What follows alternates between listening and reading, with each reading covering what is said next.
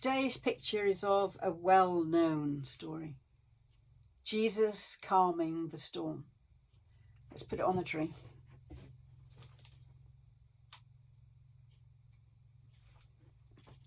It's very appropriate for these times in which we live to think of Jesus being in the boat, to think of how scared the disciples were when the squall blew up and the boat was being tossed, and they go and they run to Jesus, which of course is a very spiritual and right thing to do, and he's asleep.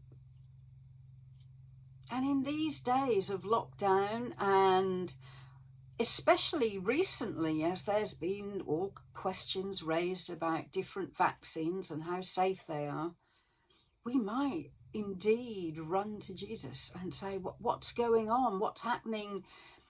You know, restrictions are going to end soon. What should I do? What shouldn't I do? How will my business be? How will my family be?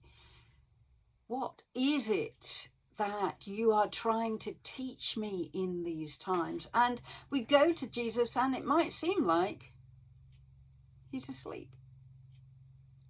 Because what Jesus is saying is, nothing is taking me by surprise. When Jesus stood up at the end of that story and said, "Peace, be still," disciples were amazed, and those that witnessed were amazed, because Jesus had power over nature. Even the wind and the waves obeyed him. And his look to the disciples, his question about when will you ever have enough faith in me, is very much a question that maybe we ask ourselves right now. Do we really believe that God is in control? That Jesus is in the boat, our boats, our lives, our hearts, our spirits? Do we really understand that God's plans for all of creation are coming to fruition in and through Jesus, not just up to the cross, not just up to the resurrection so that we can believe in him and have eternal life, but it means that Jesus is in control of the way in which a new heaven and a new earth will come into being when he returns. In the meantime, with this old earth and an old heaven, if there is such a thing, is to trust him.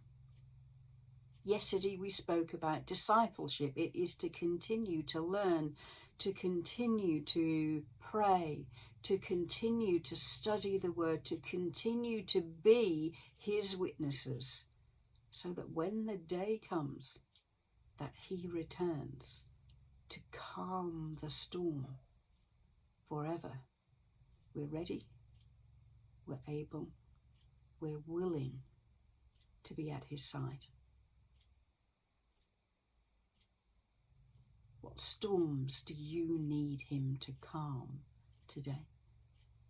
Anxiety, doubt, sickness, sadness, mourning. He can heal and calm each and every one of those storms. But we need to go to the back of the boat and not panic to wake him, but sit at his feet and allow him to calm us.